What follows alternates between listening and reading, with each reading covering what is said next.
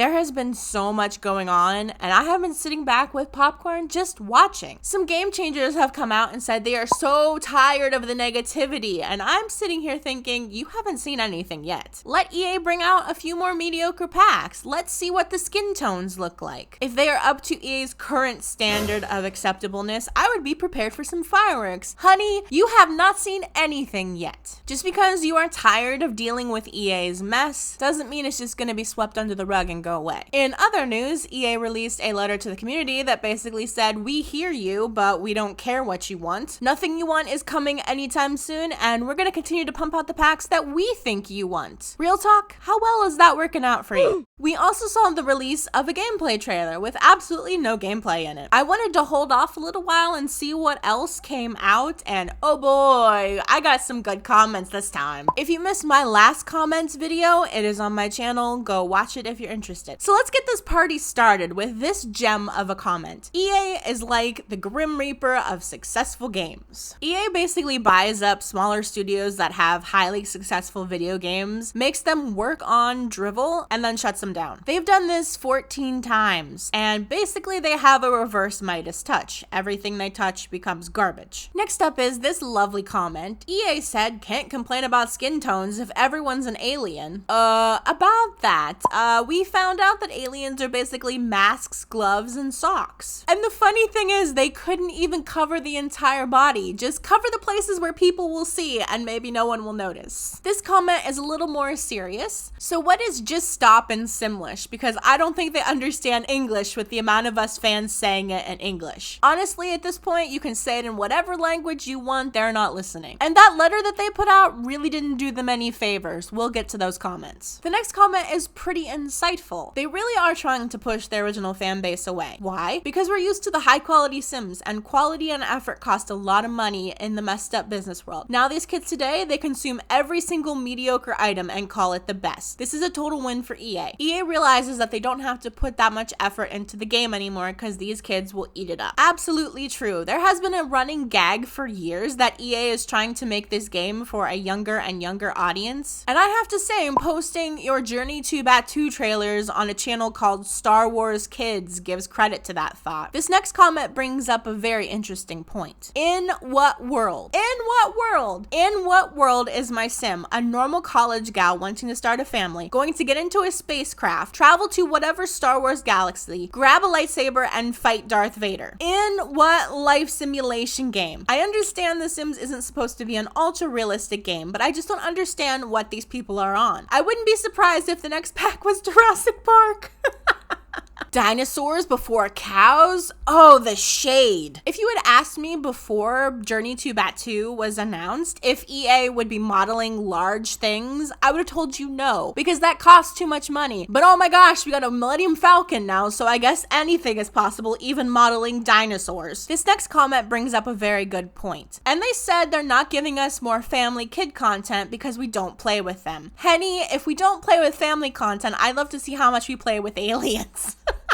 I'm a family player, and I've heard this from multiple sources that someone said this. Please, if you have or know where I can find this information, I would love to have it just for, reasons. Here's some food for thought, though. Can we play a child by themselves? No. Can we play a teen by themselves? No. What do we have to have in every single family we create? Adults. I wonder why adults are played more than children. The next comment is from a concerned husband. My wife used to play this, and I'm so glad she lost interest. Watching her pay $10 for packs was like watching someone waste their money on scratch tickets. Oh gosh. That's funny considering EA is in legal trouble with the federal government over loot boxes and gambling. This is what happens when you indulge in unchecked greed. This next comment, ooh boy. The Sims team was like, this new pack is something we've never done before. Like, no sweetie, you've disappointed us before.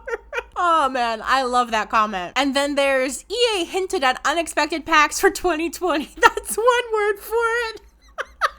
I can think of a few more, but I don't know if I can say those here on YouTube. I love this next comment. I love how the snakes seem to be the most exciting thing in this trailer. That is the thing that caught my attention in this gameplay trailer. I was like, ooh, snake. Can we catch it? Can we play with it? I don't think I could tell you a single other thing I saw that made me more excited than that darn snake. I have the same sentiments as this next comment. Spaceships before cars. What the hell with them. Yes, exactly. Spaceships, giant spaceships before cars. Really? It's almost like they have a list of things to piss off Simmers and they're just going through and checking off one by one. How can we tick them off today? You know what? Let's give them spaceships and totally ignore that they've wanted cars for years. This next comment caused me to laugh for quite a long time. Rather stay on Earth with chances of catching the thing we can't talk about than travel to Batuu.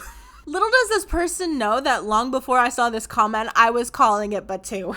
This next comment makes a very, very good point. They had to renovate the house in Willow Creek because the new world doesn't have any playable lots. Is this a joke? I mean, if the shoe fits, such low effort work. This next comment points out something kind of important. When people were asking for the game to be more like The Sims 2, we didn't mean more trousers where you can't change the shoes.